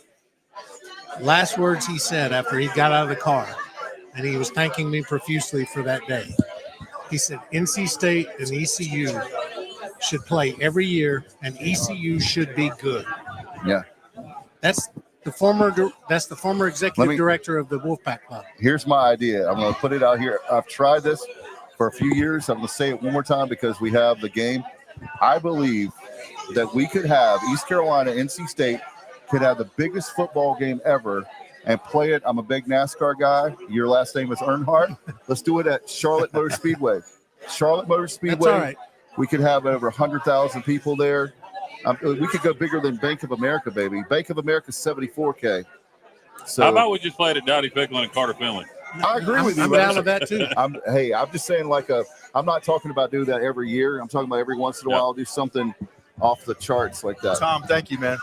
Thank you, Appreciate Tom. it. All right, we got to get Bubba a score. Tom. Appreciate you, Tom. Got to get Bubba a score. Bubba, so you missed Kyle's prediction. So he's got. Yeah, well, I heard Kyle's. Oh, you did. That's the only one that I heard. I heard 34-14 Pirates. Okay. 38-32 Pirates and 38-35 Pirates. Last second field goal, something like that. What you got? I don't know as far as the specific score. Let's just say I hope the result is different than what I kind of had in my head. I really don't see us winning, but prove me wrong, Pirates. All right. There you go, Bubba going, picking the Wolfpack. He's definitely not a Wolfpacker. No. Well, I tell you what, I'm just really excited. And the fact that I have all of the four of us together doing a show, the time is going by way too fast. And to have a lot of the people that watch and listen to us, man, I'm telling you, this is Semenza bought cookies. I tried a couple of them. Yeah, well, your dad bought them. I tried a couple of them. They're delicious. So appreciate that because I was about to starve. No doubt. I'm going to get yes. This is TSO, the next generation. There we go. All right, so we're bringing in my son here, Chase Semenza. Chase, Can you hear me okay? What's up? Yeah, I can hear. All right, Chase, what are your keys to the game tomorrow? Anything jump out? Nothing jumps out. It's got to be physical from the start, you know. You have any? You have a quick prediction on the score of this game? I'll give you what we predicted. I'll tell you what we predicted. Yeah. All right, Dave, what did you have? 38-35, a field goal by the Pirates. 34-14 Pirates. I had 38-32 Pirates. And Bubba, what did Bubba have? He didn't have the score. He just said the Wolfpack. He's picking the Wolfpack. Wolfpack. All right. I kind of got to go with the Pirates here. I mean, how could you not? But 21-24. 21-24 Pirates. Field goal. Yep. All right. All right. So we got Chase on the air here. So we're not going to let him go that easy. Legacy recruit. We're not going to let him go that easy. He's going to be a Pirate baseball player. He's going to be a legacy recruit. But this is what everybody really. You got to tell us some stuff about Matt that people don't know. To tell us, give us an embarrassing story about. Don't look away from your son. Give us an embarrassing story about your dad. Embarrassing story. Yeah. Well, he just spilled water on me about an hour ago. You know? Sit down at the table, his ginger ale spills it all over me now. So what does he sing? Like what is your dad like when he's singing to himself? I know he hates concerts, but he got to like some music. So what does he go around singing? Like heavy metal? I see like hard singing? rock. Yeah. Hard rock. Yeah, he'll be in the bathroom blasting some tunes, singing loudly. Okay. And I know you like classic rock, right? I mean, some of it. Classic rock to him is Stone Temple Pilots. He took up the guitar recently, so he's he's expanded his music. Yep. Cool. And you, am I wrong on that? Don't you like hard rock like me? I love hard rock, classic rock, 80s rock. Yeah. Because that's one of the first times you did a show with us. You like I said, I made a musical reference like a Air hairband. Supply. Air Supply is one of his favorites. Hey, I'll tell you one thing. Yacht Rock. I haven't seen it yet, but Yacht Rock is huge right now, and they've got a documentary on HBO I want to see. But I'll tell you this, guys, really quick. Air Supply. I don't know. Speaking of Air Supply was so low on the totem pole. They were doing weddings that their stock value, right? And all of a sudden, the term Yacht Rock, and all of a sudden now they're playing in big venues again. So, but anyway, we're not here the Yacht Rock objective, our Air Supply objective. We're looking forward to a big game and a huge crowd, and hopefully the weather is what it is. By the way, final thoughts, Chase. We're gonna let you go back to the table. All right. Yeah. I mean, I'm thinking it's gonna be a pretty good game. Just gotta, hit the deep balls, be aggressive from the jump. All right. One more question. Tell everybody the class of what year you graduate. A couple of years, right? 2 years. 2027. I'm a sophomore in high school. Yeah. So remember that guy right now, and Cliff Godwin. Are you listening? I mean, we love. That'd be a dream. I don't know who's going to cry more, me or Matt, because we won't submit. We want the legacy recruit right here. Absolutely, he's going to be a Pirate. He keep grinding, and hopefully Cliff will offer that scholarship to you. And by then, look, baseball players will be getting hundreds of thousands of dollars in NIL. Yeah, so your dad can retire. And move to Greenville, right? Bubba just gave us some breaking news here. According to John Moody, downtown Annapolis, Pirate fans are outnumbering NC State fans about 250 to 1. Really? Okay. I'll tell you what, guys. I'm going to say this. The final thoughts as we. Let Bubba Yeah, John Moody. John Moody is actually a retweet from Pirate Radio. Give credit there, but John Moody was saying that the Pirates in downtown Annapolis outnumber the Wolfpack fans like 250 to 1. And I'm sure, obviously, that's a little bit of an exaggeration, but great news nonetheless. Yeah. And then go ahead. I'm sorry. I was just going to say, add to what you're saying, Bubba. Kyle and I were, and he said it earlier.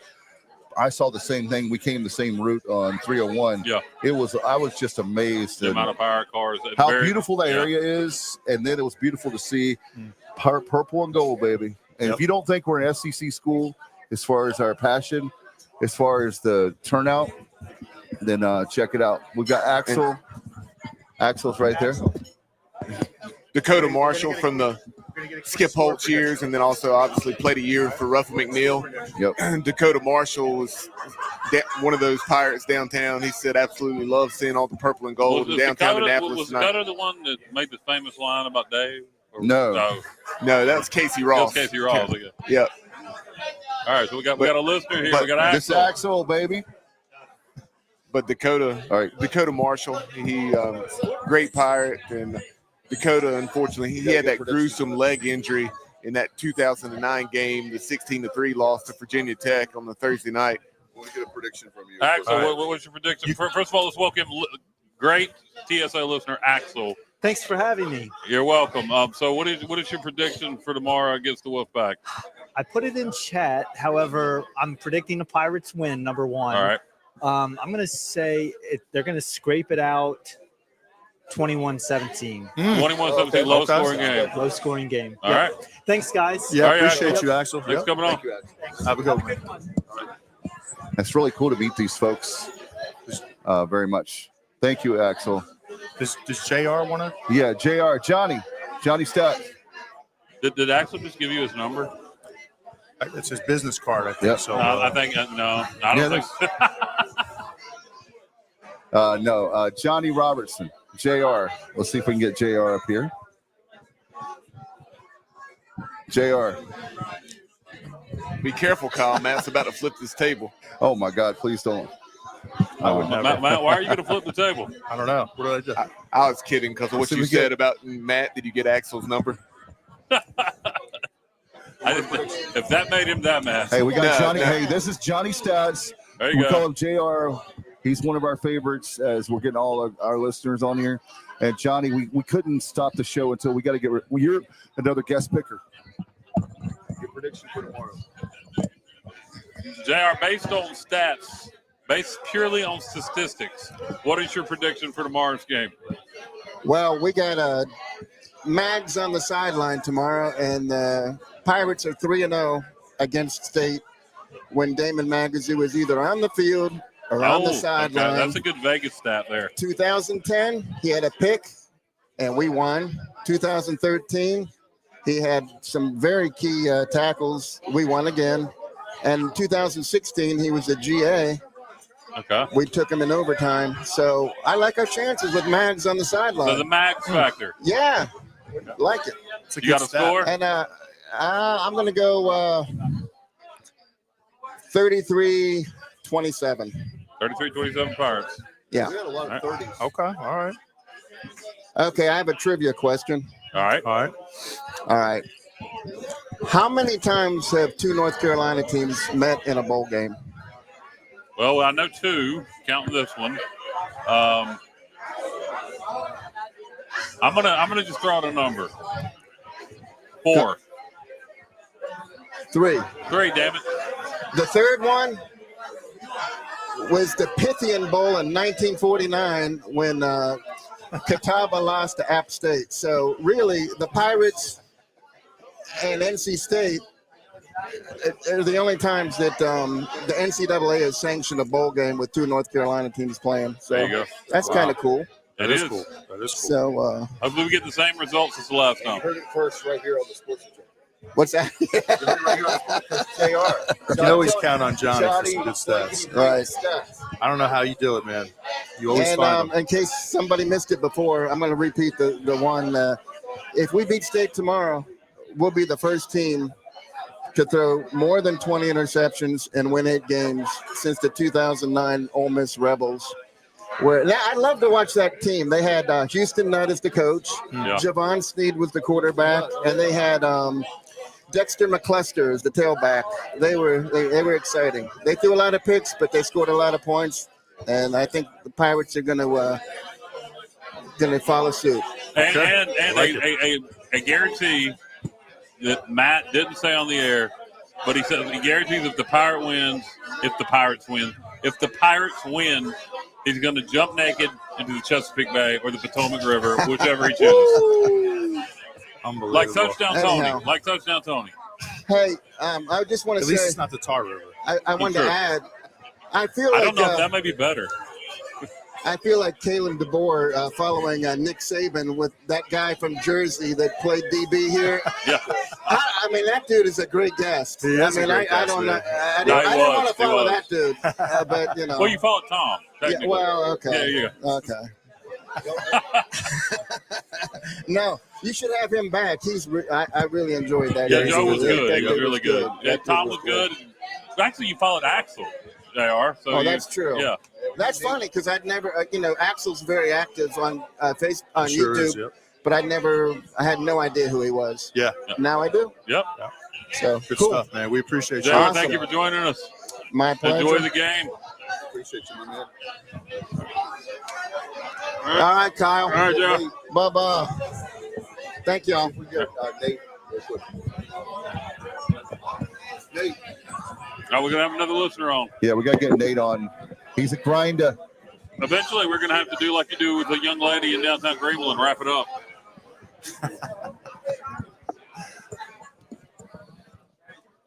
Be cool to get some of the former players over there too. Get Yeah, I'm getting hungry. I'm just going to drop my headset and one of the former players can have it.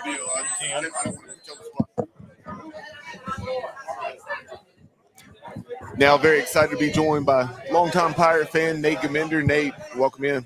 Thank you very much. Glad to be here. Ready for a Pirate victory tomorrow. Nate, did you fly in? I thought you earlier say you were getting into BWI. Well, I'm staying over by BWI. Okay, I flew up from Greenville in my car. Okay. How fast? You flew up? We poked. Well, it was poking from Maryland on. Yeah, no doubt. Yeah. So Nate, for Pirate fans that aren't familiar, that don't know you, tell everyone your background with East Carolina, when you went to school and so forth, and then we'll dive into a few more specifics. I was in school from 78 to 83. I was on the 5-year plan.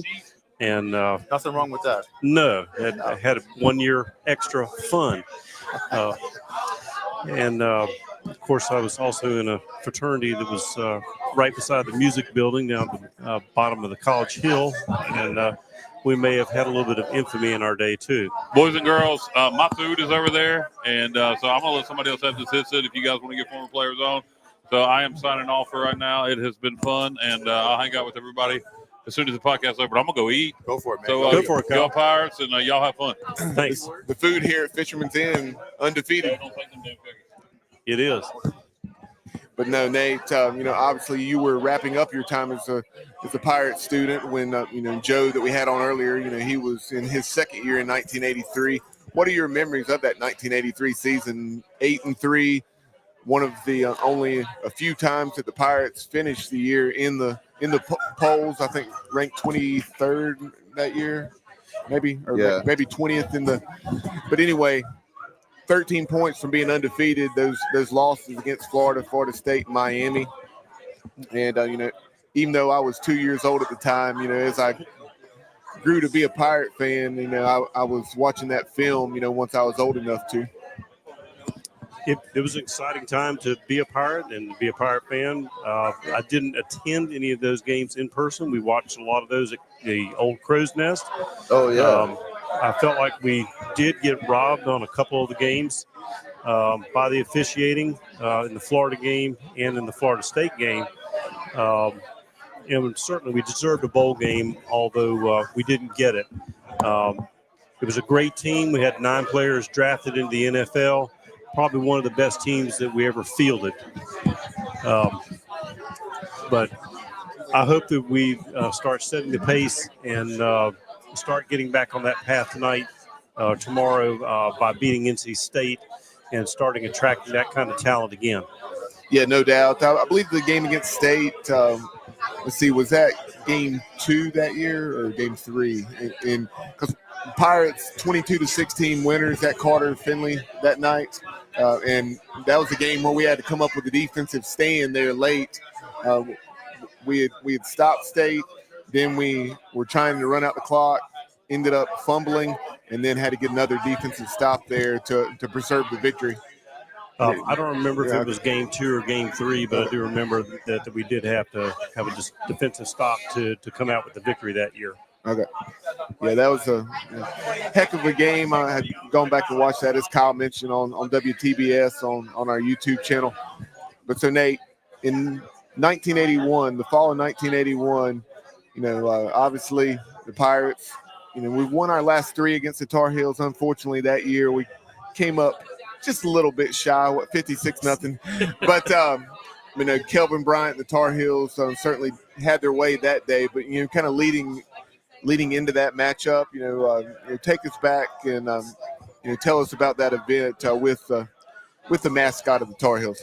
Well, some of my fellow fraternity brothers had been coming back from a adventure up in Richmond, Virginia, and one of them was dating a girl from the sorority across the street, and she was having a birthday, so they stopped in Chapel Hill to visit her, and it turned out her family's farm was just up the street from where Ramsey's was kept. And it was brought up that maybe they should get the ram and bring it back to Greenville. And so it was a kind of an on the spur of the moment idea. And so they went down to the farm and they chased that thing around through the cow pasture and the pastures for about 3 to 4 hours without getting it. And were about to give up, came back to her house. And the girl's dad told them what they needed to do. They needed to chase it into a thicket of briars, and then they'd be able to get it. And so that's what they did. They went back and chased it around for about an hour and a half. And and then got it. They brought the car down there, took the back seat out in an Impala, and just imagine four guys that were 6 feet tall or taller, and one of them 6'4" in the front seat with a ram in the back seat, and bringing them back to Greenville. How do you explain that one if you get stopped? That's an awesome story. Well, not only that, but how do you get the smell out of it out of your car when it had done its business in the back seat? They're like Ricky Ricardo used to say, there's a lot of explaining to do, right? Sounds like an episode of Blue Mountain State. If you guys ever saw that show, they did something similar in that show. But I need to check that out. That's a show like I would like, but I haven't. I'm behind the times on that one. It was interesting. I think the biggest thing that happened was once they got it to Greenville, then it was, well, now what do we do? Yeah. And so what did they do? Did they take them a victory lap around Fifth Street, or I mean, downtown Greenville back then was like legendary. Yeah, exactly. I mean, I was a kid then, but that was that was right before my time. But in the '80s, late '80s, when you were a teenager, there were teenagers, friends of mine. I won't say any names, but they used to hang out. Wow, that's me on the bottom right. That's awesome. Well, what they did is we had a gentleman that lived back on Edward Street, back behind where the Family Dollar is on 10th Street, and he had a fenced-in backyard, so we kept him there for 2 days. And did y'all give him back? I mean, how did it? Well, what ended up happening is they had originally talked to the equipment managers on the football team, and they were going to try to get him back on the field in a piece of equipment, but Ed Emory heard about it, and he said absolutely not. He was not going to have that. So we took him out to a house on El Hardy Road and kept him there for 5 days. And some of the guys had a van, and they drove him all the way to Keenan Stadium. Before they did, they had called the state troopers, the Chapel Hill police, and the sheriff's department, but they had forgot to call the campus police to tell them they were bringing him back. So when they got there, they got all the way up to the gate, and they saw the ram in the vehicle, and of course, they got him out at gunpoint and confiscated their game tickets. Oh, man. But it was no harm, no foul. There we go. And that's myself on the right in the picture, and 3 other people I won't name currently. All right. Protect the guilty, right? Protect the guilty. We ended up with a 3-page N&O report. They came down the next week, and the only trouble we really incurred was the game warden coming by and writing us up for some of the exotic animals we had. Oh, man. I can't believe that, man. No, that is I knew about that story. I haven't heard it in a while, but I knew about that story. And it's great to see. I've never seen that picture before that we have on our screen right now, but everything is so cool. I'm glad that another thing is with this this matchup. Just really excited about it. And NC State, you like East Carolina? I like East Carolina. I think the Pirates are going to come back out and be really energized tomorrow. I think the defense is going to stand up. I think our offense is going to score a lot of points. And my prediction is the Pirates will hold off the Wolfpack, much like the Peach Bowl win, 35-31. All right. That sounds good. It's a great prediction. I like it. No doubt. Thank you, Nate, as always, my friend. We You're appreciate welcome. you. Thank you. Thank you for having me on. Nate. Yeah. Appreciate it. Love Thanks, that story. that was a great story. That's podcast gold. We'll try to see if we can get Jody. Can you come on with us? Yeah, we can get that. We'll get that here in a second. So we wanted to obviously have the captain of this ship here at Fisherman's Inn, and it would be Jody Schulz. Jody, thank you so much for having us on, having us here at this place. Is great. By the way, can you tell us a story about the train? I love trains, and I was telling the guys. Can you turn this one down a little bit? Yeah, sure. Yeah. All right. Hey. That? One more. Is that better? I think it went up.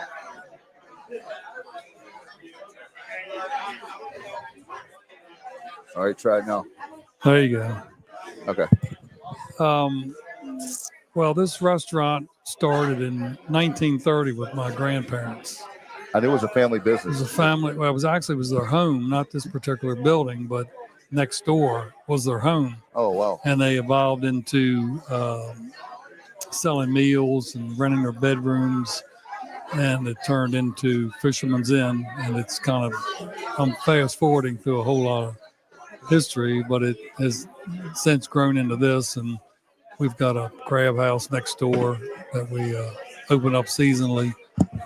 And then we have the hotel that we just opened up 2 years ago, the high place over here. But the train, my dad would go to Florida every year, and he came home, and we always kind of were nervous when he came home because he'd see something in Florida that he liked, and he'd want to do it here. And that train was one of those projects he saw in a restaurant in Florida. And he came home and gathered us in the office and told us he wanted to put a train suspended from the ceiling. And we were like, yeah, well, great. How are we going to do that? Yeah, no doubt.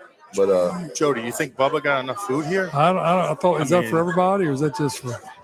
I think that's just for him. This guy's got the biggest appetite you've ever seen. You would think he's like 400 pounds. Oh. You can use this one because it's loud. Yeah, Jody, we really appreciate you having us out here tonight.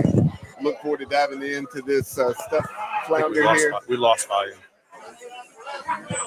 Let's see. Hold on. Go for it now. It's way too. Can you hear it all right? Can't hear anything. I can't hear anything. All right. What about now? Nothing. Can't hear anything? Nothing. Well. I got all the volume. Oh, you do? You got all the volume? I don't have any volume. I'm trying to see. All right, I'll keep working on it. Yeah, how about now? Can you hear it all right? I can. It's just. Yeah, I'm trying to see. On your headphones, you can't hear anything?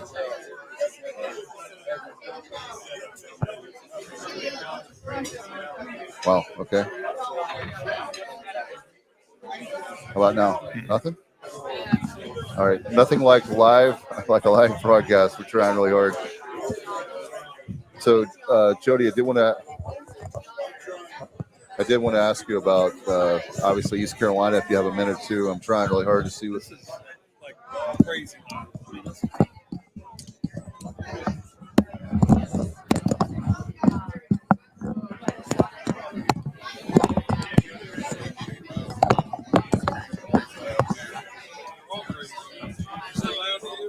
Mine's really loud. It's not loud. Yeah, I got mine.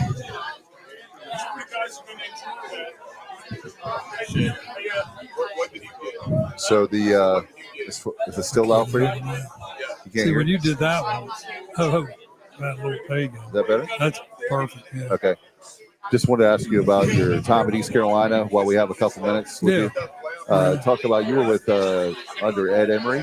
Well, I was there for 2 years under Coach Emory. I went to a junior college Oh, part of okay. that, Chowan, which is maybe an hour away. And Coach Emory, they recruited. God, I guess it was probably 8 or 9 of us went to East Carolina. Would have been the after the 80 season at Chowan. So we were there at 81, 82 for Coach Emory. And can you talk about do you have a story about Ed Emory? I unfortunately was before my time. I became a fan of East Carolina before going to East Carolina in '86. Yeah. So I'm a little bit behind the times. I don't know. Coach Emory, he was just a story in itself. It's just, I've never met a coach or a man that was just so intuitive with players and positive. And, he was a player's coach. He looked out for the players. I don't know. He gathered us together, and we were at the time probably as good as any team in the nation, at least through halftime. And we played all great, the Miamis and Florida State, Carolina, University of Florida, and we hung in there with all those teams up until halftime. And we just didn't have the backup and the second level of players to help give a rest. Right. And all these other teams, had that. And there many cases, their second team was as good as their first team. Right. And we just didn't have that, and that's where we suffered. But great bunch of guys. A lot of them are here tonight. A lot of them are coming to the game tomorrow. We went. Coach Emory, my last season was in '82 with East Carolina, and we played Temple, and we drove a bus from East Carolina to Philly in Vet Stadium to play Temple, and won that game, and that really was Ed's first really good successful season. And on the way back, we stopped at the restaurant here, and my dad fed the team. Oh, wow.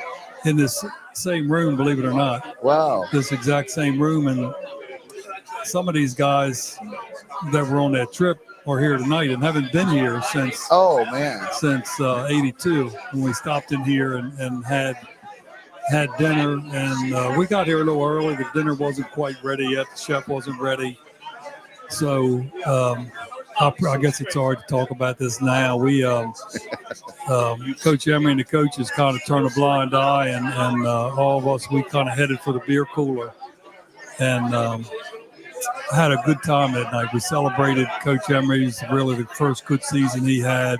The '83 season, which was the season after that, was probably the best team ever assembled at East Carolina ever. They had, I don't know, 18 players or some drafted the next year between the NFL and the USFL and the Canadian League.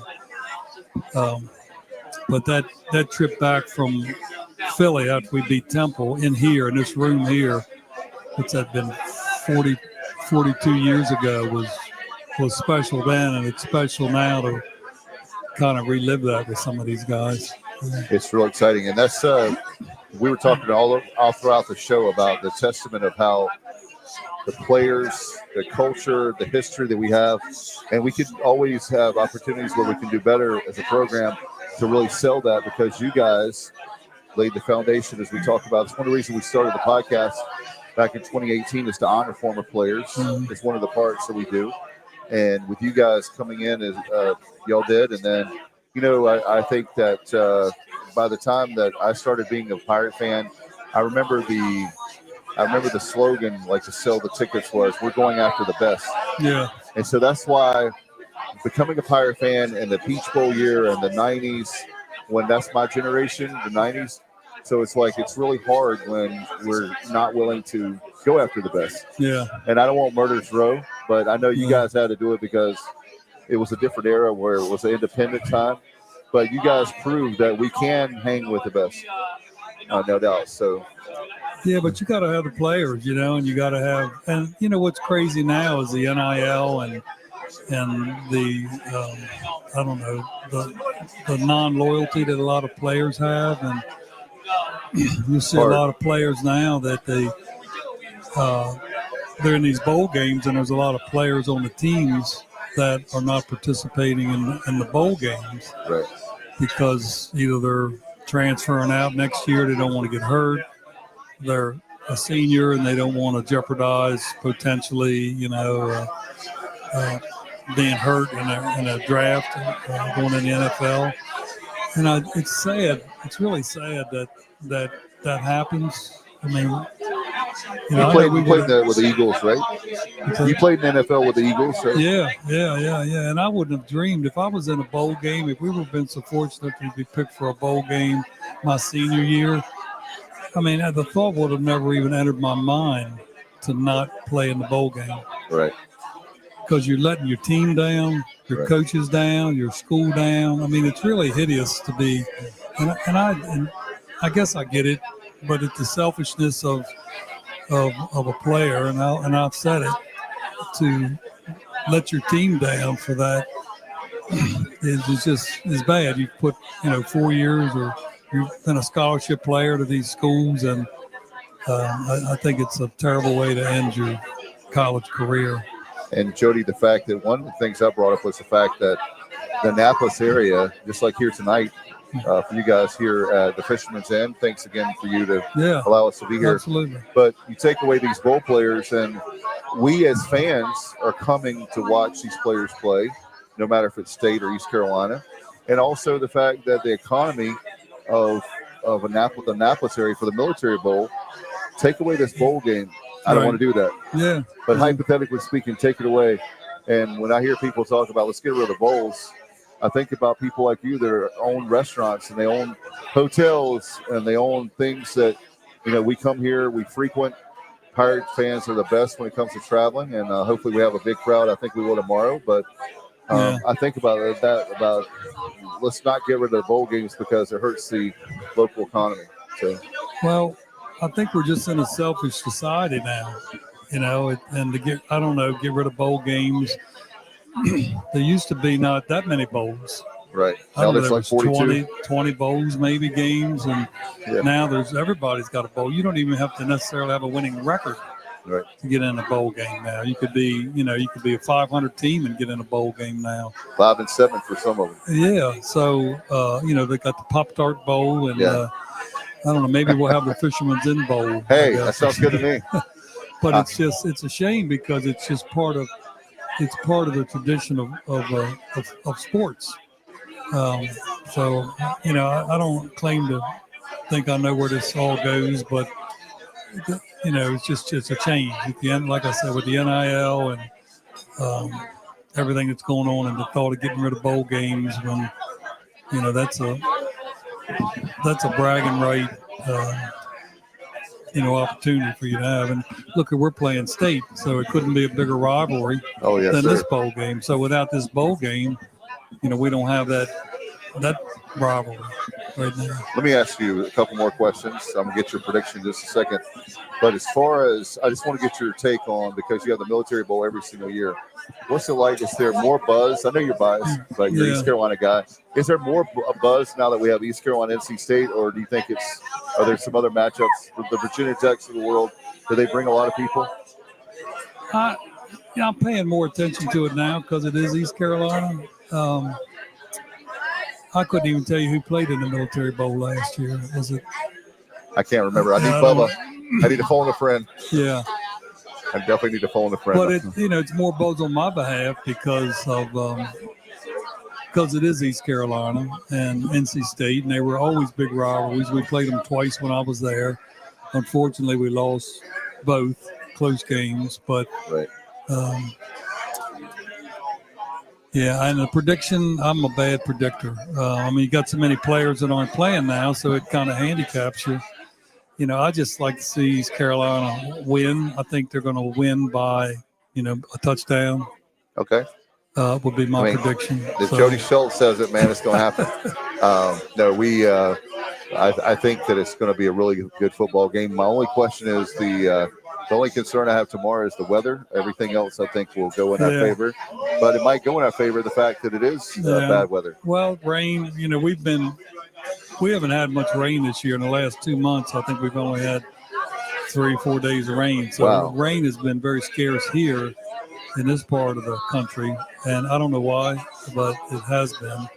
But tomorrow it looks like we're going to get some rain, so we'll see how that works. And I want to remind fans to obviously they may come for lunch tomorrow before the game, or on Sunday before they head out. They can come and get. You have a Sunday buffet, or no? We don't have a buffet, but we're open for from 11 o'clock on Sunday, on every day of the week.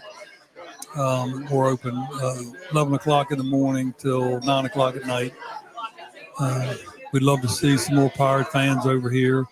You have to cross the Chesapeake Bay to get here. Yeah. It's a beautiful sight coming across the bridge. But if you're scared of heights, the bridge might be a little bit of a challenge for you.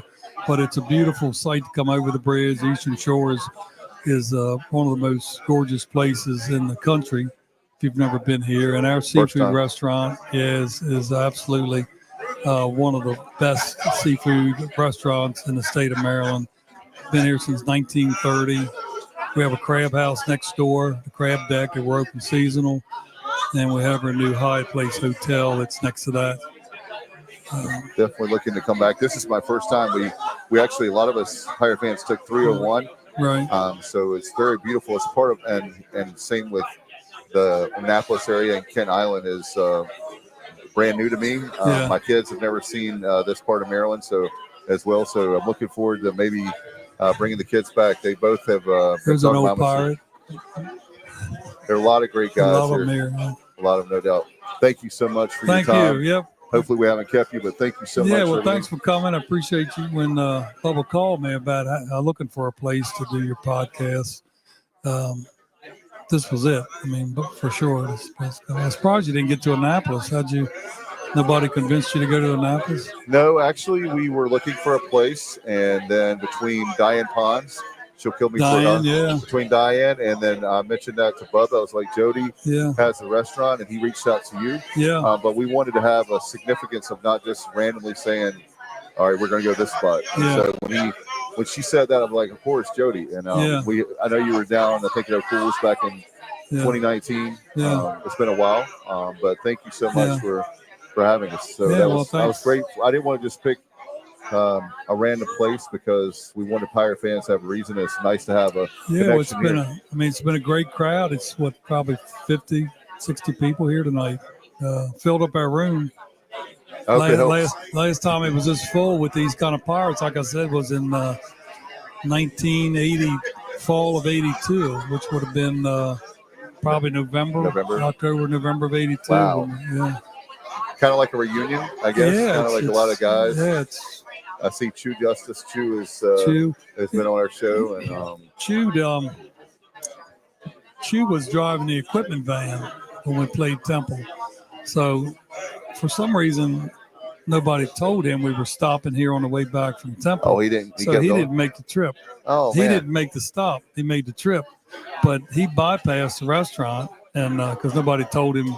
Oh man! Hey, we're going to stop at Fisherman's, and I didn't. I just assumed he knew, like everybody knew. But he wasn't happy about that. He missed a really good time. He missed a good time.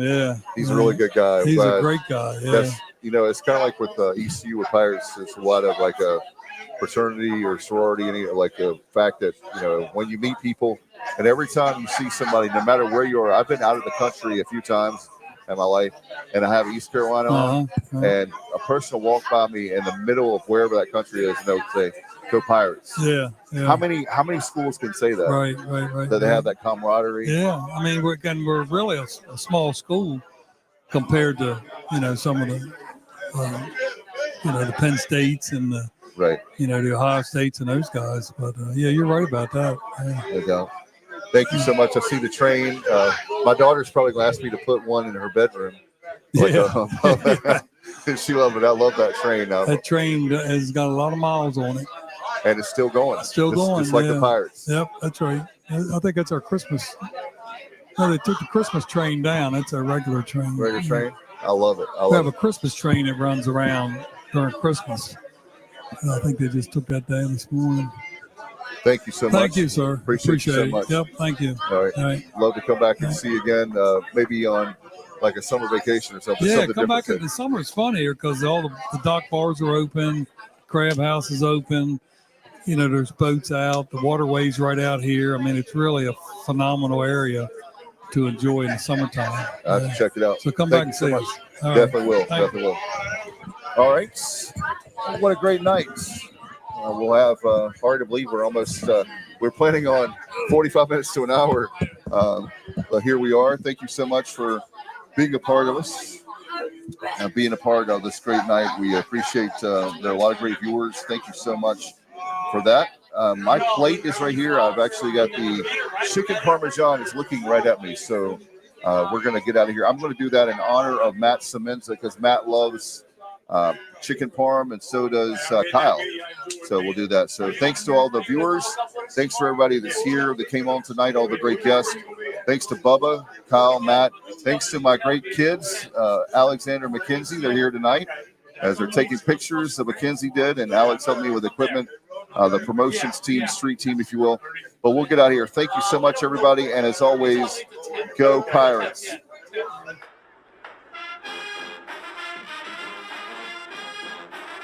You're watching The Sports Objective, the podcast for Pirates.